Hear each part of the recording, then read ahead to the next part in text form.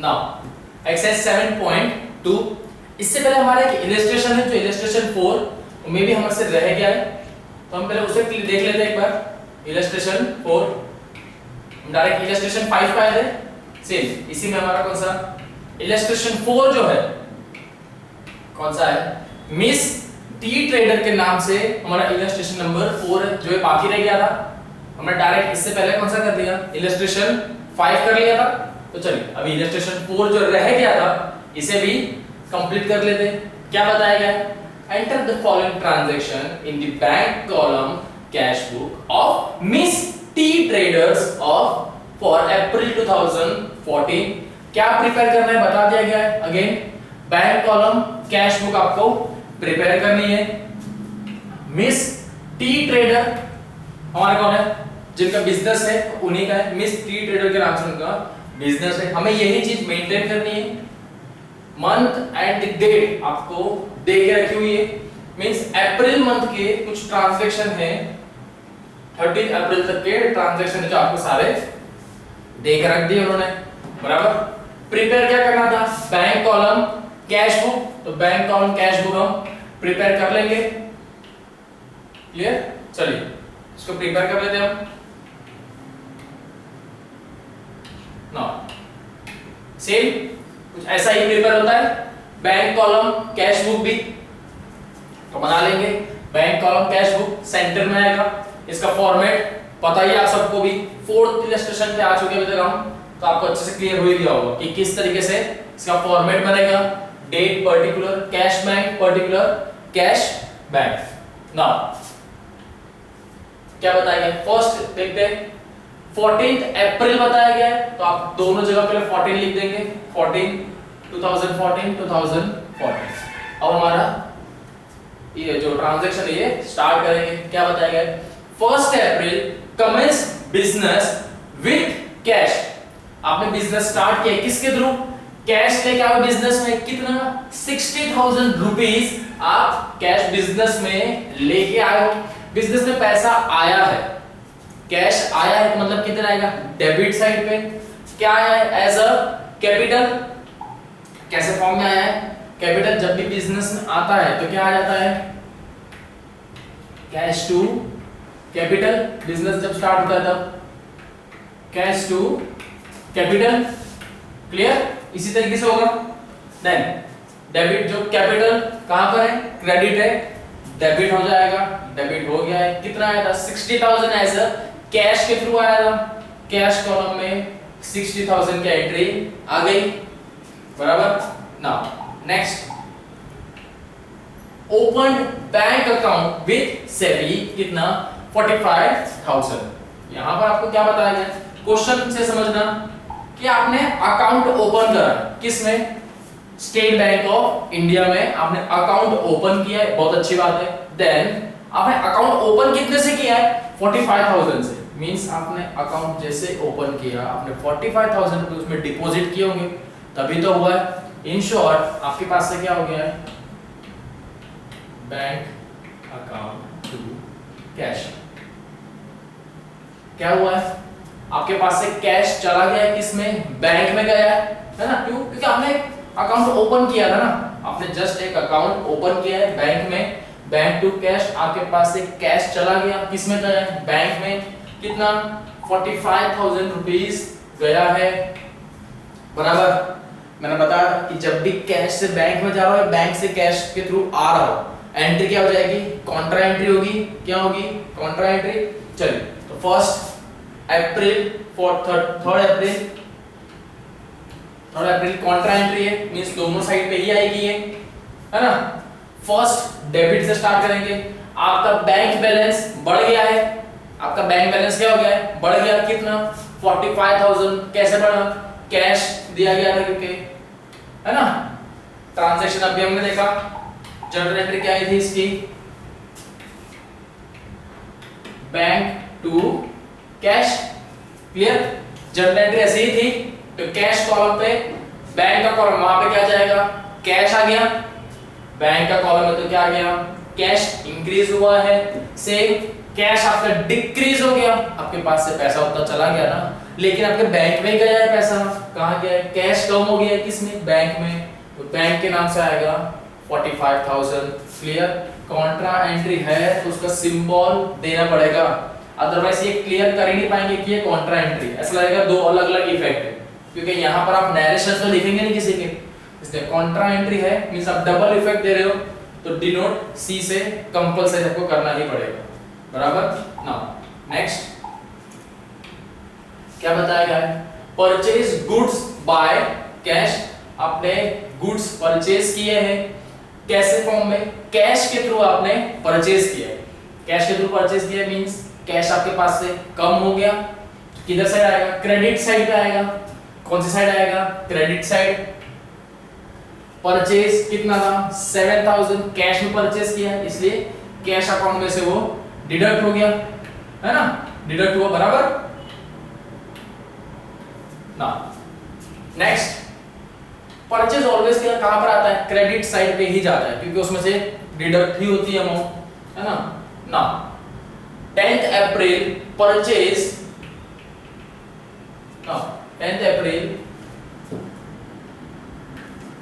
Purchase office machine for cash, आपने office की regarding एक मशीन खरीदी, मींस क्या है, एसेट ही है, क्या है, मशीन बोलूंगा मैं, सिर्फ क्या लिखूंगा, मशीन के नाम से, परचेज मशीन फॉर कैश, कितना 5,000 रुपीस की आपने मशीन परचेज की है ना, 5,000 रुपीस की आपने मशीन परचेज की है। जर्नल एंट्री आप क्या लोगे, या तो आप लिख सकते हो office machine account debit to cash में परचेज किए ना, टू कैश अकाउंट, बराबर, क्लियर। जो चीज डेबिट है वो क्या हो जाएगी, क्रेडिट, किसमें, कैश के कॉलम में। चलिए आ जाते हैं, ऑफिस मशीन कितना था 5,000 रुपीस आपने कैश में परचेज की थी, इसलिए कैश के कॉलम में लिख दिया गया है ना। अब तुमको इजी लग रहा होगा क्योंकि बहुत सी बार यही सेम आ चुका है। Now next, April 15th April sold goods to Manjula and received cheque. यहां पर देखिए एंट्री समझना, क्या बोला गया है कि हमने गुड्स किसको, मंजुला को बेचे थे और हमने चेक भी उसके सामने रिसीव कर लिया है, बराबर, चेक भी हमने उसके रिसीव कर लिया है। क्या एंट्री क्या है, पहले तो ये समझिए, पूरा ट्रांजैक्शन पढ़ेंगे कि हमने मंजुला को गुड सेल किए थे, ठीक है, यहां तक हमको लगी क्रेडिट ट्रांजैक्शन, लेकिन जैसे आगे हमने रीड किया और हमने रिसीव चेक भी कर लिया, मतलब ये क्रेडिट ट्रांजैक्शन नहीं है, ट्रांजैक्शन पूरा कैश में कन्वर्ट हो ही चुका है, बराबर, कैश आइदर बैंक में कन्वर्ट हो गया, तो मींस क्या आएगा, हमको चेक मिल रहा है, दैट मींस वो चेक हम कहाँ जाएंगे, बैंक में, तो क्या आएगा, बैंक अकाउंट डेबिट टू, क्या किया था आपने, सोल्ड किया, that means to sales account. Clear, यही आपकी जनरल एंट्री आएगी इस तरह से, bank account debit to sales account. Now सीधी सी बात है, पैसा आपके पास आया है, रिसीव किया है, तो किधर आएगा, डेबिट साइड पे, सेल्स के फॉर्म में आया है तो सेल्स का नाम लिखूंगा, बराबर, कैसे फॉर्म में लिखूंगा, सेल्स के फॉर्म में लिखा जाएगा, बराबर। एंट्री भी किस तरीके से आएगी, जल्दी एंट्री भी कैसे आएगी, तो कौन सा है, 20 अप्रैल है, नहीं हम कौन सा कर रहे हैं, 15th वाला है ना, sold goods Manjula and received cheque, बराबर, सेल्स के नाम से यहां पे ड्राइंग्स सेल्स 6,000 दिया, wait, okay, just a second, यहां पर थोड़ा करेक्शन कर लेना, क्योंकि यहां पे जो आपको अमाउंट है ये कैश के कॉलम में दिया हुआ है, दैट मींस यहां पर जो रिसीव किया है मींस ये चेक नहीं होगा, रिसीव्ड एज अ कैश, क्योंकि आपको क्वेश्चन में इसी तरीके से दिखा रहे हैं ना। अब यहां पे क्या कर लो, receive sold goods to Manjula in cash, इसको भी हटा दो, इसको भी हटा दो, इसको भी हटा दो, सोल्ड गुड्स टू मंजुला यहां पे लिख दो इन कैश, बराबर। तो डायरेक्ट समझ में आ गया कि मंजुला को हमने गुड्स कैसे दिए, कैश में दिए थे, मतलब पैसा हमको आया, एंट्री क्या हो गई, cash account debit to credit transaction तो है नहीं इसलिए मंजूला का नाम भी नहीं आएगा, टू सेल्स अकाउंट, बराबर यही एंट्री आएगी, है ना। यहाँ पर आप लोग कट कर लेना, एंड रिसीव चेक हटा देना क्योंकि हमको सॉल्यूशन में ये दिया नहीं है, दैट मींस कहीं ना कहीं आपको चेंजेस तो करने पड़ेंगे, वहां पर पूरा चेंज होना पॉसिबल नहीं है, इसलिए यहाँ पर आप क्या कर दो, इन कैश कंसीडर कर दो, है ना। एंड रिसीव चेक की जगह कैश में आपको पेमेंट मिल गया है 6000 रुपीस का, चलो हटा दो इसको, तो सेल्स में आ जाते हैं, सेल्स के कॉलम में कितना है 6000 रुपीस आपको कैश के फॉर्म में मिल गया था, बराबर, कैसे 6000 रुपीस आपको कैश के थ्रू मिल गया, क्लियर।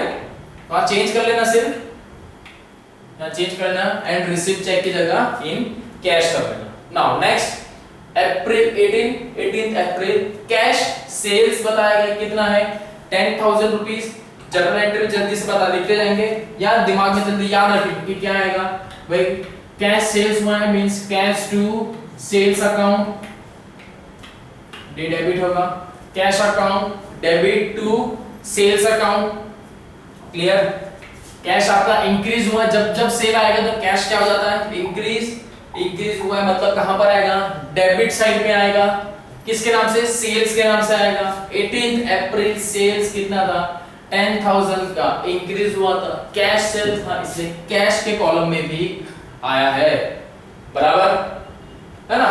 चलो नेक्स्ट, अब किस पे आया है, now Manjula's cheque deposited into bank, okay, है ना।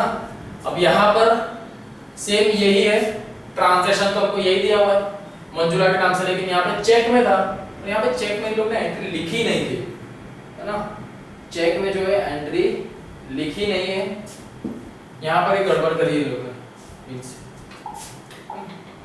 यहाँ पर एक गड़बड़ करिए क्योंकि इसको उन्होंने कैश में लिख दिया है, जबकि आना किसमें था, एज पर क्वेश्चन बैंक में आना चाहिए था, लेकिन यहाँ प्रॉब्लम हो गई है।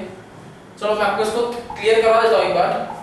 अब आप एक काम करो, यहाँ पर एक अमाउंट लिख लो, मंजुला सेम हमारा ट्रांजैक्शन था, लेकिन यहाँ पे लिखो Manjula check deposited into bank, Manjula की जगह कोई दूसरा भी एक नाम सजेस्ट कर लेते हैं, मंजुला ही रख लो, एक दूसरी मंजुला हो गई। यहाँ पर उसका चेक डिपॉजिट किया था, ये मंजुला ही है, या दूसरा नाम ले लेता हूँ, मनोज लिख लेता हूँ, मनोज, बराबर, मंजुला का हस्बैंड है मनोज, बराबर, Manoj check deposited into bank, उसका कितना था चेक, उसका सेम 6000 का ही था सपोज, क्योंकि यहाँ पे क्वेश्चन में थोड़ा चेंजेस है, यहाँ क्योंकि गड़बड़ हुई है क्वेश्चन में, तो इसलिए हमारा फॉर्मेट, आंसर का फॉर्मेट पूरा चेंज यहाँ नहीं कर पाऊंगा, इसलिए क्वेश्चन में हम चेंज कर लेते हैं, एंट्री अंडरस्टैंडेबल हो जाएगी आपको, बराबर। अब मेन चीज क्या है कि मनोज का चेक जो था आपने डिपॉजिट किया बैंक में, कितना 6000 रुपीस का चेक था जो हमने डिपॉजिट किया हुआ है, किसमें, बैंक में गया, बराबर। जब इसके अब कैसी इसकी एंट्री जाएगी, कैसी एंट्री आएगी, कॉन्ट्रा एंट्री होगी, लिखा है ना आपको उसमें, कैसे आएगी, कॉन्ट्रा एंट्री होगी, क्लियर। 6000 रुपीस का फर्स्ट, आपके पास क्या था वो तब तक, क्योंकि आपने उसको चेक आपके पास पहले से था, है ना, आपके पास क्या ऑलरेडी वो चेक आपको कब मिला हुआ था, पहले से ही था आपके पास, वो चेक तो आपके पास पहले से था, 15 तारीख को आया होगा चेक और आपके पास था, आपने तुरंत उसे डिपॉजिट तो नहीं किया है, बराबर। एंट्री किस तरीके से देंगे, फर्स्ट चेक, कैश चेक, क्यों कैश चेक में बोल रहा हूं, क्योंकि 15 तारीख को मेरे पास वो चेक आया था और मैंने तुरंत उसे डिपॉजिट नहीं किया है ना। क्वेश्चन में मत जाना, आप एक एग्जांपल समझो कि यहाँ पर ये मनोज नाम का कोई है जिससे हमने 15 डेट को सेम ट्रांजैक्शन किया था, जो यहाँ लिखा नहीं है, बराबर, उसके पास से हमें चेक आया था, लेकिन हमने उस तारीख को डिपॉजिट नहीं किया है। मंजुला के नाम से मत देखना, क्लियर, सिर्फ मनोज के नाम से याद रखो कि मनोज ने भी हमें एक चेक दिया था 6000 रुपीस का, वो हमने चेक 15 तारीख को मिला, लेकिन हमने उसको तुरंत बैंक में क्लियरेंस के लिए नहीं दिया था, बराबर। कितना था डिपॉजिट, 6000 रुपीस था, कॉन्ट्रा एंट्री आएगी, क्यों, क्योंकि बैंक में डिपॉजिट तो हो रहा, चेक आपके पास में ही था, बराबर, चेक क्या था आपके पास में ही था, तो हमारे पास में तो क्या हो गया, उस वक्त कैश ही कंसीडर करूंगा क्योंकि चेक है मेरे पास। सपोज किसी को पेमेंट करना हो, अरे पैसे उतने के, अगर 6000 जितनी अमाउंट है तो मैं उसको बोल सकता हूँ कि दे भाई ये चेक तू ले ले, उस पे आपका नाम नहीं होना चाहिए तब, बराबर, नाम नहीं होगा, अकाउंट पे ही लिखा होना चाहिए सिर्फ, तब आप उसको दे सकते हो ऐसा। तो यहाँ पर एंट्री कैसे आएगी, काउंटर आएगी, क्योंकि एक साइड से आपका जो कैश के थ्रू पड़ा हुआ था वो कब चला गया, किसमें, बैंक में आपने डिपॉजिट कर दिया है, इसलिए। तो फर्स्ट डेबिट साइड में आपका इंक्रीज हो रहा है, कैश के थ्रू चेक जो था कितना 6000 रुपीस, आपका बैंक बैलेंस बढ़ गया, बिल्कुल बढ़ गया है ना, बिल्कुल आपका बैंक बैलेंस जो है बढ़ गया है। सेम कॉन्ट्रा एंट्री है, मींस इधर साइड भी उसकी इफेक्ट आएगी। और आपके पास से क्या कम हो गया, जो आपका चेक था वो एज आपका कैश के थ्रू आपके पास पड़ा हुआ था ड्रॉवर में, क्योंकि आपको बहुत पहले मिल चुका था, आपने उसे डिपॉजिट नहीं किया, तब आपके पास जो ड्रॉवर में चेक रखा था कितना था, 6000 की वैल्यू थी इसकी, अब वो चीज तो हट गई, मींस आपका जो कैश काउंटर उसमें से चला गया ना, आप कैश में कंसीडर कर रहे थे कि हाँ मेरे पास अभी 6000 रुपए का चेक भी पड़ा है, चेक पड़ा है मींस वो भी आपका कैश के फॉर्म में, जैसे बैंक में ट्रांसफर कर दोगे तब वो बैंक के कॉलम में चला जाएगा, किया नहीं था जिससे वो कैश में ही कंसीडर करेंगे।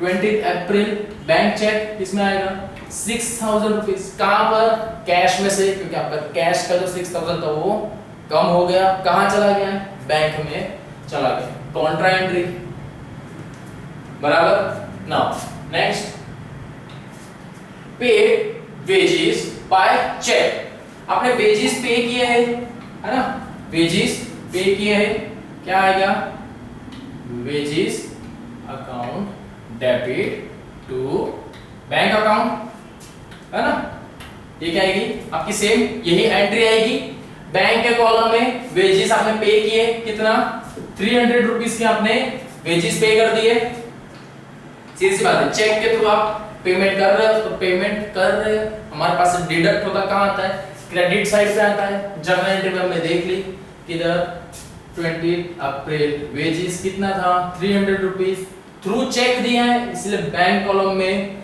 300 लिखा जाएगा। Now next, cash withdrawal from bank for personal use, personal use के लिए आपने क्या किया है, कैश विड्रॉ किया है बैंक में से, है ना, बैंक में से विड्रॉ किया है तो क्या जाता है, ड्रॉइंग टू बैंक, क्या बोलते हैं इसको हम, drawing to bank, personal use है तो ड्रॉइंग अकाउंट डेबिट टू, कहां से मिला है भाई, आपके बैंक बैलेंस में से पैसा कम हो गया ना, बैंक में से पैसा कम हो गया, इसलिए पर्सनल यूज के लिए किया था इसलिए पैसा भी कम ही हो गया। एंट्री कैसी आएगी, ड्राइंग्स के रिगार्डिंग का है, 25 अप्रैल ड्राइंग टू 3000, कम कहां से हुआ, बैंक कॉलम में से कम हुआ है, इसीलिए बैंक कॉलम में 3000 की इफेक्ट जाएगी, बराबर। Now next, rent paid by cheque, आपने रेंट पे किया है, रेंट पे किया है, rent account debit to bank account, बराबर, यही था, आपने बैंक के थ्रू किया है, मींस बैंक बैलेंस और कम हो गया, किसके लिए कम हो गया भाई, क्योंकि मैंने रेंट पे कर दिया है इसीलिए कम हो गया है।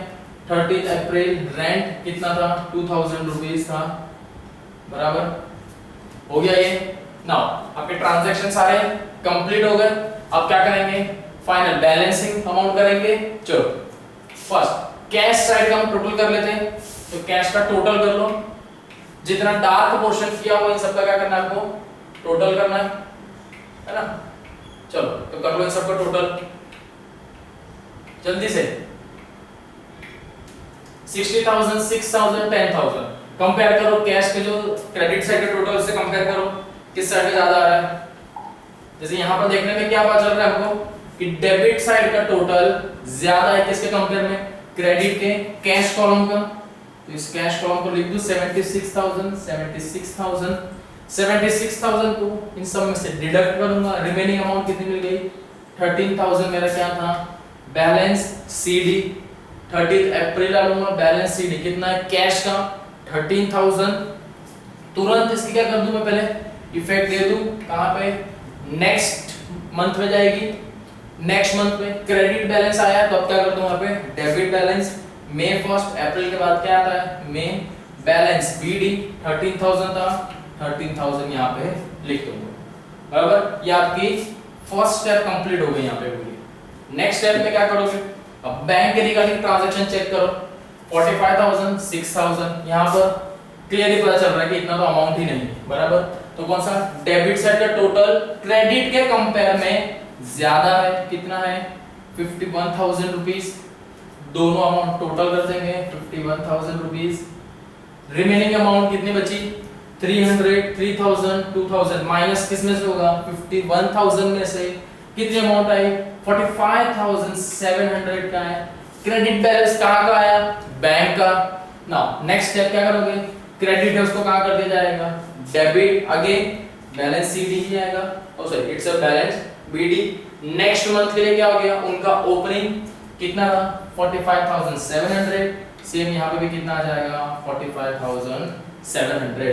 आपका क्लोजिंग पे खत्म होता है, ओपनिंग की आपको इफेक्ट देनी है, यहाँ पर आपका पूरा इलस्ट्रेशन कंप्लीट, बराबर। यहाँ पर आपका पूरा इलस्ट्रेशन क्या हो जाएगा कंप्लीट हो जाएगा, बराबर। चलिए नाउ अब हम चलते हैं हमारी एक्सरसाइज पे, क्लियर। जो हमारी एक्सरसाइज है उस पे आ जाते हैं।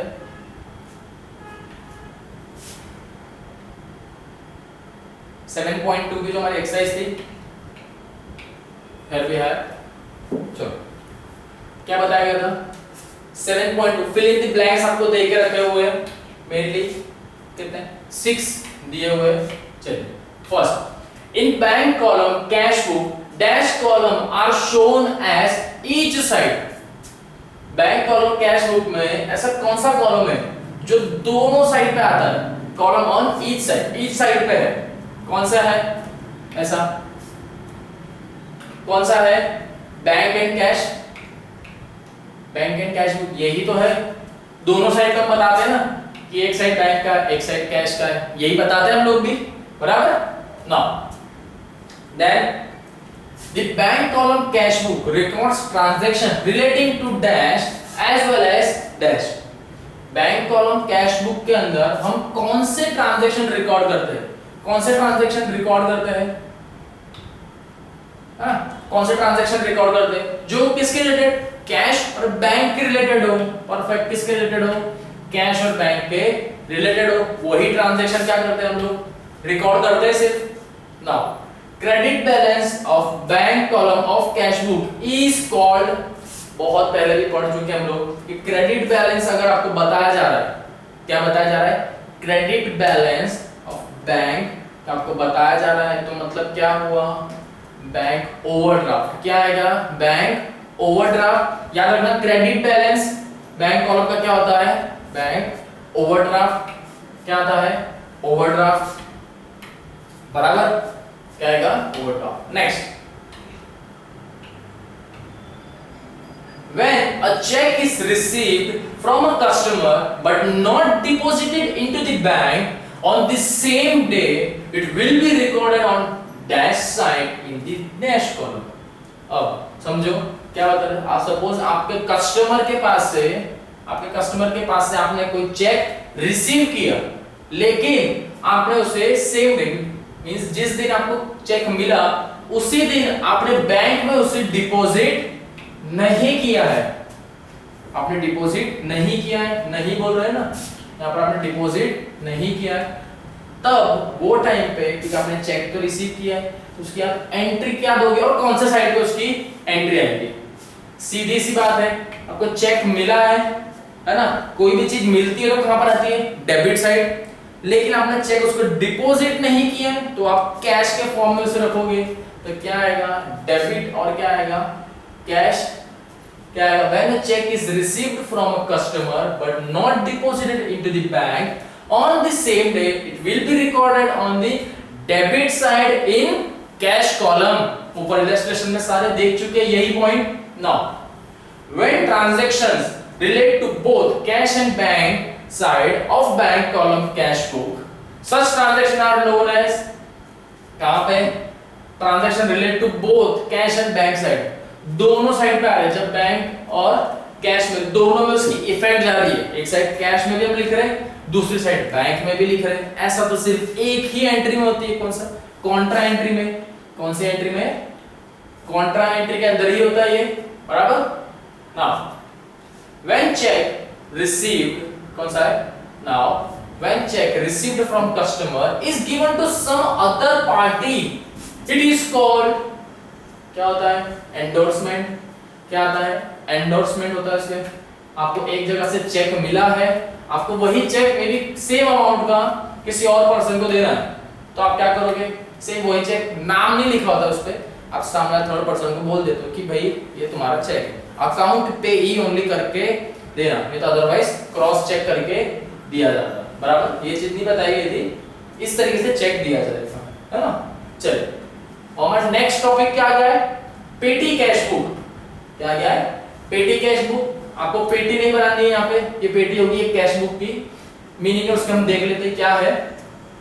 चलिए, first, in big business organisation a large number of repetitive means वो बार-बार ऐसे कुछ ट्रांजैक्शन है जो अगेन एंड अगेन होते रहते हैं। स्मॉल पेमेंट्स, तो छोटे-मोटे खर्चे होते होंगे ना, उसकी बात कर रही है। जैसे such as for conveyance, cartage, postage, telegram, courier and other expenses are made. सारे बिजनेस में ये सारे ट्रांजैक्शन तो होते ही रहते हैं, है ना। कुछ ना कुछ कुरियर का काम चलता रहता है, कुछ कैरेज, यहाँ से वहां सामान पहुंचाना है, ये सारे काम होते ही रहते हैं। This organisation appoint an assistant to the head cashier. क्या किया जाता है? एक असिस्टेंट को रखा जाता है इसके लिए। क्यों?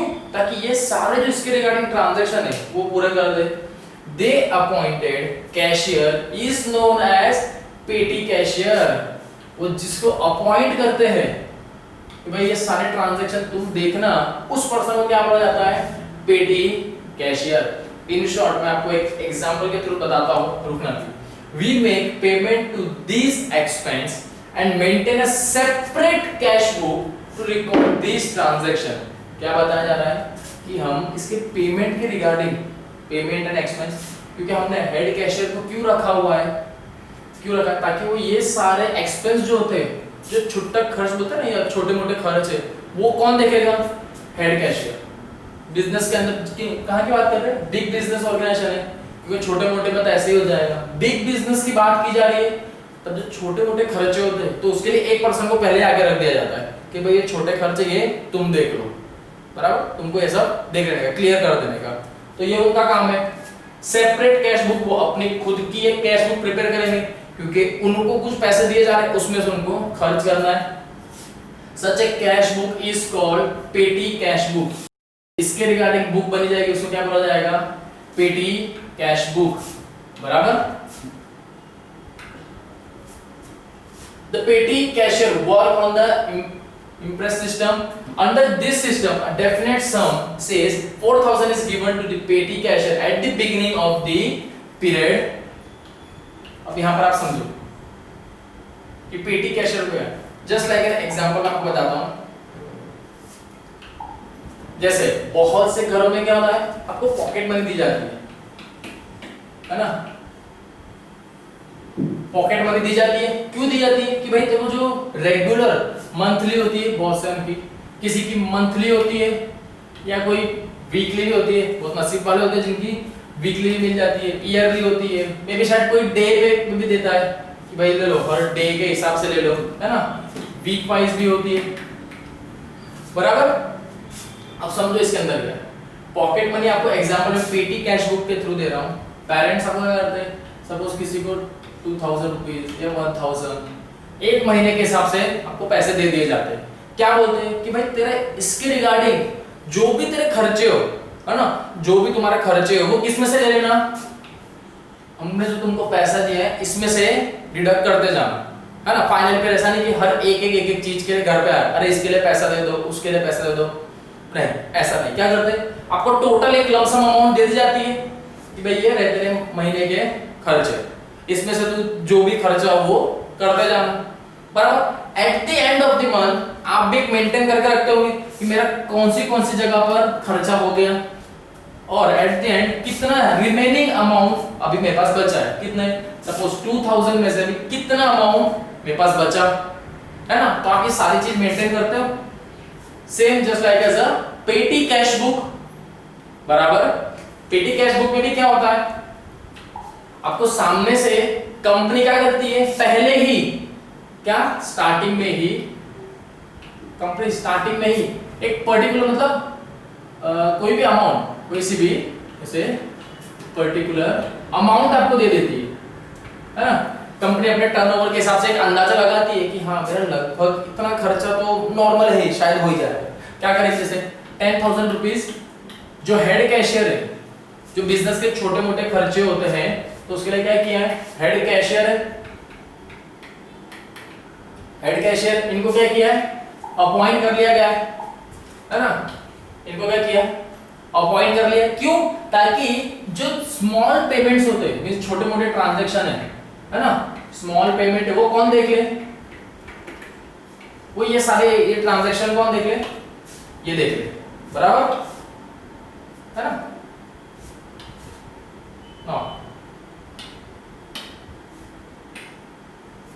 बराबर, ये देख ले। बहुत सी पिक्चर में भी आपने देखा होगा कि कोई कैसे आता है, एक सेक्रेटरी अलग ही होता है, वो पैसे हर चीज के वही चुकाता रहता है।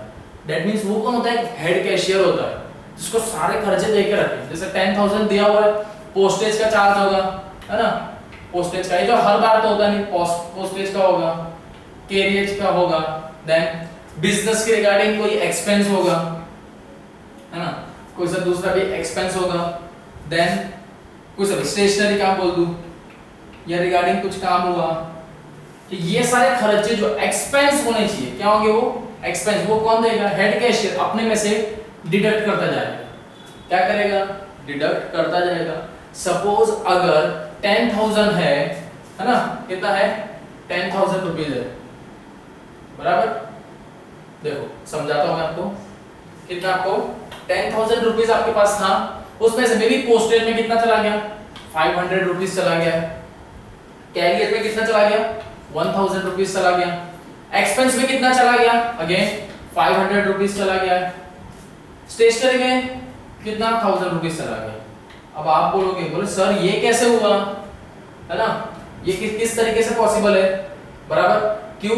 अब देखो कितना हो गया, मे बी मैं यहाँ पे चेंज कर लेता हूँ, 10,000 नहीं लेता हूँ, यहाँ पर मैं आपको एक स्मॉल एग्जांपल है ना, तो यहाँ पे कितना ले लूँ, 2,000 रुपीज ले लूँ। क्लियर, मींस आपको कितने हेड कैशियर को 2,000 दिए होंगे, जस्ट ना एग्जांपल टाइप हम समझ रहे, बराबर। यहाँ पे मेन कंफ्यूजन क्या हो जाएगा कि सर 2,000 रुपीज उसको पैसे दिए थे, 2,000 दिए थे, और खर्चा कितना हो गया, देखो तो 5,000 का, 500, 1,000, 500, अगेन 1,000, टोटल अगर देखा जाए तो टोटल खर्चा कितना हो गया, 3,000 का हो गया। ये कैसे पॉसिबल हो गया, बिजनेस में आपको स्टार्टिंग उन लोग बिजनेस की तरफ से अमाउंट दे दी, आप हर चीज का रिकॉर्ड रखेंगे कि भाई मेरा देखो खर्चा कहाँ हो गया है, एक्स्ट्रा खर्चा कितना हो गया है, 2,000 था, 3,000 का खर्चा हुआ है, दैट मींस 1,000 रुपीज का जो हुआ है वो कैसा है, एक्स्ट्रा है, एक्स्ट्रा एक्सपेंस हुआ है, कैसा है, एक्स्ट्रा एक्सपेंस है। जो किसने निकाला है एक्स्ट्रा पैसा, किसने, हेड कैशियर ने अपनी जेब से वो पैसा निकाला था पेमेंट करने के लिए।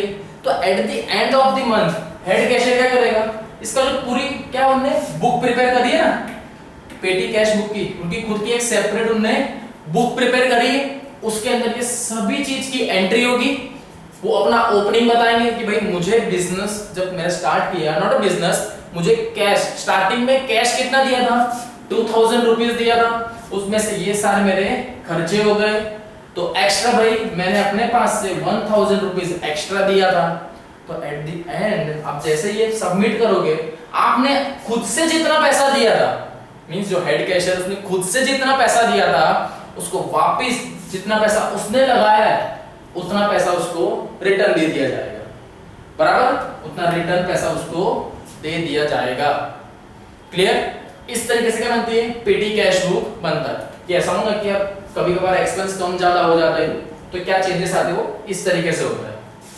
ज्यादातर देखना आपको यही सारी जो चीजें है ना, मे बी कोई कलीग्स या कोई होंगे तो उनको पूछना, जो जोमेटो स्विगी यूबर तो ये बंद हो गया है, जोमेटो स्विगी ये सब में काम करते हैं ना, उनके साथ यही होता है, कंपनी उनको एक लमसम एक अमाउंट उनको दे देती है, बराबर। या तो बहुत सी बार ऐसा होता है कि कंपनी को अमाउंट नहीं देती, क्या बोला जाता है कि सामने कोई भी ऑर्डर आए, आपको ऑर्डर में आएगा, मे बी आपने जोमेटो स्विगी से कुछ ऑर्डर किया हो, तो उसके अंदर आपको बोलते हैं कि आप कैश ऑन पेमेंट करोगे या पहले कैश डिलीवरी आप कर देते हो, है ना, फर्स्ट ऑनलाइन ट्रांजैक्शन कर देते हो या कैश ऑन डिलीवरी करते हो। उसमें क्या आपके बिहाफ पे सामने वाला पे कर देता है, बराबर।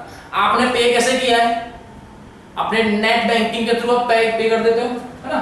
बहुत सी बार आप क्या करते हो, आप अपने कार्ड से या यूपीआई नंबर से आप अपना पे कर देते हो, है ना, डायरेक्ट सीओडी नहीं करते आप। सीओडी मींस क्या होता है, कैश ऑन डिलीवरी।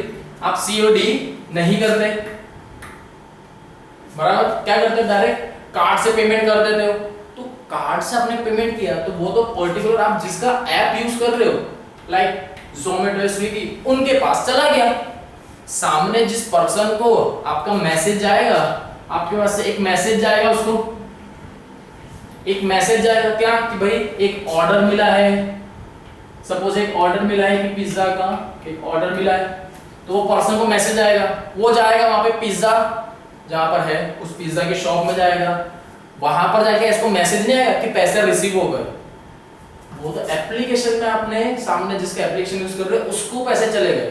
तब जो वो पर्सन है, समझना, सिर्फ जो पर्सन है वो उस जगह पे जाएगा और अपनी जेब से, अपने वॉलेट में से जितने का भी ट्रांजैक्शन हुआ है, सपोज 200 का पिज्जा था, तो वो अपनी जेब से 200 रुपए पिज्जा वाले को देगा, यहां से वो पैकेट ले लेगा जब का पिज्जा का, देन वो कहां पर आएगा, आपके पास में आके उसको डिलीवर कर देगा, बराबर। इसी तरीके से पूरा मंथ यही ट्रांजैक्शन चलता रहा, वो अपने जेब से देता गया देता गया देता गया। एट द मंथ, या इसके अंदर कैसे वीकली सैलरी होती है ना, कैसे सैलरी आती है आपकी, वीकली सैलरी हो जाती है, वीकली सैलरी होती है। तो वीक में बता देगा कि भाई मेरा देखो इतने जगह मैंने पैसे खुद से दिए हैं, मीन जोमेटो स्विगी का जो भी सेंटर होगा वहां पर वो जाएगा, बता देगा कि भाई मैंने अपने तरफ से इतने पैसे दिए। तब क्या होगा, उनका जो स्टेटमेंट प्रिपेयर है उसको वहां पे एनालाइज करेंगे कि हाँ अच्छा ये सारे ट्रांजैक्शन इनके हुए हैं, इन्होंने खुद से दिए थे, तो उतनी अमाउंट उनको रिफंड कर दी जाएगी, क्यों, क्योंकि उन्होंने तो खुद की जेब से निकाला था ना, तो वो अमाउंट उनको दे दी जाएगी। प्लस उनकी जो सैलरी है वो तो अलग उनको मिलेगी ही, और जितना पैसा उन्होंने खुद की जेब से लगाया था वो पैसा भी उनको रिटर्न मिल जाएगा, बराबर। स्विगी जोमेटो का आपको एक एग्जांपल दे दिया गया है ना, इजीली समझ में आ जाएगा। चलो, then this amount is called replaced money. Amount को क्या बोला जाता है ये भी देख लो एक बार, नाम दिया हुआ है आपको, है ना। Then the petty cashier meets all small amounts, the petty cashier meets all small amounts out of this impressed amount at the end of the period, say 1 month, he present the account to the head cashier and gets reimbursed from the head cashier। Same वही line बताई जा रही है जो अभी मैंने आपको बताई कि उसके पास से जितना भी खर्चा हुआ होगा एक्स्ट्रा उसके पास से, है ना, जो आपको बिजनेस में उन लोगों ने पहले दे के रखा है उसमें से तो हो गया, अब और खर्चा आ गया तो बार बार मांगने तो जाएगा नहीं कि लो पैसे दो, पैसे दो, वो अपनी जेब से थोड़े पैसे उसमें लगा देगा। देन हेड कैशियर जो है, हेड कैशियर मींस सारा कैश का काम यही करता है। तब इनको बताएंगे कि सर ये देखो इतना एक्सपेंस हो गया है, अब कंपनी की तरफ से मुझे स्टार्टिंग में इतना पैसा दिया गया था लेकिन एक्सपेंस ज्यादा हो गया, मैंने अपने पास से इतना पैसा लगाया है। हेड कैशियर उसको चेक करेगा प्रॉपर फॉर्म में पूरा, क्योंकि डेटा देखना पड़ेगा, कोई भी झूठ बोल सकता है। रीइंबर्स करना मींस क्लेम बोलते हैं ना, क्लेम सेटल हो गया आपका, जितने के लिए उसने क्लेम किया था कि भाई मेरा इतना पैसा मैंने एक्स्ट्रा लगाया था उतना उसको रिफंड कर दिया जाएगा प्रॉपर। 1000 रुपए उसने एक्स्ट्रा निकाला तो 1000 रुपए ही दिए जाएंगे, ना कम ना ज्यादा, बराबर। नाउ सपोज देखो जैसे एग्जांपल दिया आपको, suppose out of 4000 he has spent 3850 by the end of the month, by the end of the month। Suppose आपको क्या दिया, एक एग्जांपल बता दिया यहाँ पे कि 4000 रुपीस आपको दिए गए थे, मींस एज अ जो पेटी कैश बुक मेंटेन कर रहा है उनको 4000 दिए थे। Eight the end of the month कितने 3850 ही यूज हुए, सिर्फ कितने 3850 ही यूज हुए। he will get 3850 from the head cashier। कितने 3850 उसको हेड कैशियर के पास से मिल जाएंगे, बराबर। सपोज आउट ऑफ 4000, 4000 में से उसने कितने अपनी जेब से कितना खर्चा कर दिया है, 3850 का खर्चा कर दिया था। उसने हेड कैशियर को बताया कि सर मैंने इतने का खर्चा कर दिया है, तो हेड कैशियर बाद में वो जितनी अमाउंट का खर्चा हुआ है उतनी अमाउंट उनको रिटर्न दे दी जाएगी, बराबर। Now thus again he has the full impressed amount in the beginning of the next period. The process of reimbursement can be weekly. देखो reimbursement भी उनको जो पेमेंट देना है वो कैसे होती है, either weekly, fortnightly और monthly depending upon the frequency of small payment. Depend करता है कि बिजनेस किस तरीके से चल रहा है और साथ में कि आपका जो पेमेंट है वो कैसा है। अगर बड़ी अमाउंट में पेमेंट है ना, कि बहुत लंबा जा रहा है, 10,000 20,000 एक दिन का निकल रहा है, तो मे बी उसे आपको वीकली देना पड़ेगा, क्योंकि एज अ वो एम्प्लॉय है उसके पास भी इतना पैसा तो एक्स्ट्रा भी नहीं होगा, बराबर। डिपेंड करता है कि किस तरीके से ट्रांजैक्शन चल रहे हैं। The petty cashier is authorised to sanction and disburse small amount. Petty cashier को क्या एक अथॉरिटी दी गई है काहे की कि petty cashier is authorised to sanction and disburse small amount. Business में जितने भी स्मॉल पेमेंट्स होते हैं वो सब कौन हैंडल करेगा, पेटी कैशियर, बराबर। Then assessment of the task of making of petty expense to a person and the maintenance of petty cash book by him reduce the burden of the head cashier. बहुत nominal से बात बताई जा रही है ना। पेटी कैश बुक का यहाँ पे काम बताया जाता है। जैसे हेड कैशियर का काम क्या है, जितने भी कैश के रिगार्डिंग ट्रांजैक्शन वो सब कौन देखेगा, हेड कैशियर। अब इसमें जैसे हमारे पास में होता है कि हम कुछ वर्क कर रहे हैं, उसी में हम क्या कर रहे थे, सपोज कोई वर्क है या स्कूल का प्रोजेक्ट भी होता था हम कर रहे हैं, लेकिन हम क्या हमारे फ्रेंड को बोलते तू मदद कर देना, ये जो छोटी मोटी ड्राइंग है ना, ये ड्राइंग का काम तू कर ले। दूसरा रिसर्च का काम है, कोई सर्च करना है, भाई ये काम तू कर ले।